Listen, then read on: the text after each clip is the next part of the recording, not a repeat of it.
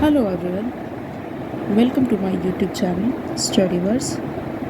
आज का मेरा टॉपिक है इनइक्वालिटी, जिसको कि हम लोग विद इन 5 मिनट्स के अंदर सीखेंगे कि क्या होता है और इसके क्वेश्चन कैसे सॉल्व किए जाते हैं। ठीक है, और ये रीजनिंग के अंदर आता है।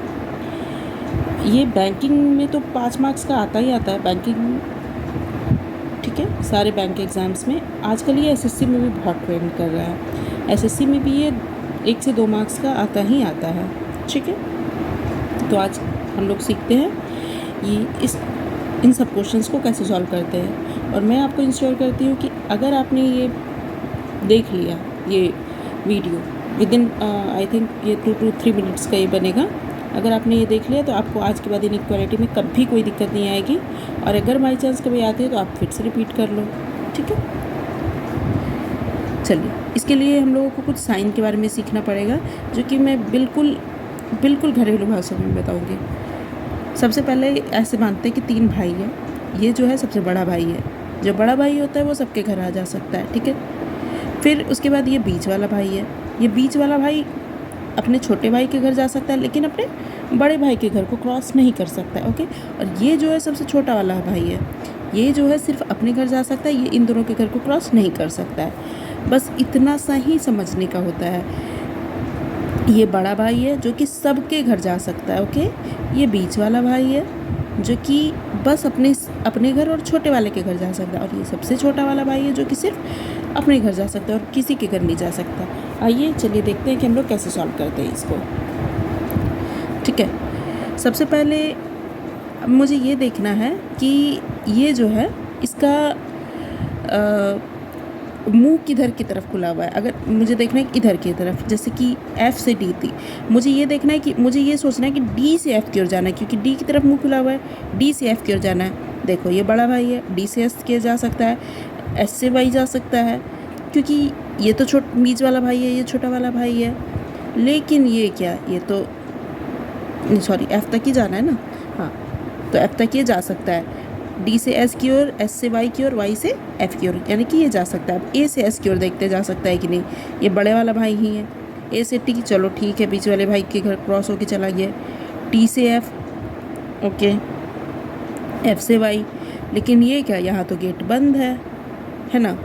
ये जैसे ही मुझे अपोजिट डायरेक्शन में दिखेगा तो यहाँ से ये क्रॉस नहीं कर पाएगा, यानी कि 1 तो फॉलो करता है लेकिन 2 फॉलो नहीं करता है। इसी तरह अब हम लोग चलिए दूसरा एक और, अब हम लोग ये क्वेश्चन को सॉल्व करते हैं। इसमें 2 कॉन्सेप्ट होता है। एक तो पहला आइदर 1 फॉलोज, जैसे कि अगर 1 फॉलो कर रहा है, या तो 2 फॉलो, आइदर 2 सेकंड फॉलोज। या देखते हैं कि हम या तो दोनों फॉलो कर रहा है, या तो दोनों में से कोई फॉलो नहीं कर रहा है, या तो आइदर 1 और 2, यानी कि या तो एक या तो दूसरा फॉलो कर रहा है। वो कैसे बनता है आइदर और वाला? वो तभी बनेगा जब दोनों कंक्लूजन रॉन्ग हो। ठीक है, और मेरा साइन कुछ ऐसे करके आ रहा हो, दोनों को मिला करके। तो हम देखते हैं, पहले O से U की ओर जाना है, O से U की ओर। O से G नहीं जा सकते, G से K, O से मतलब ये रॉन्ग है। U से O की ओर जाना है, U से K, ये भी रॉन्ग। K से G। एक चीज़ और, जैसे कि मुझे बड़े भाई को ले जाना है, एक ना एक साइन इसका आना ही आना चाहिए, नहीं तो वो फिर रॉन्ग हो जाएगा। ठीक है, U से O, U से K, K से G, G से O।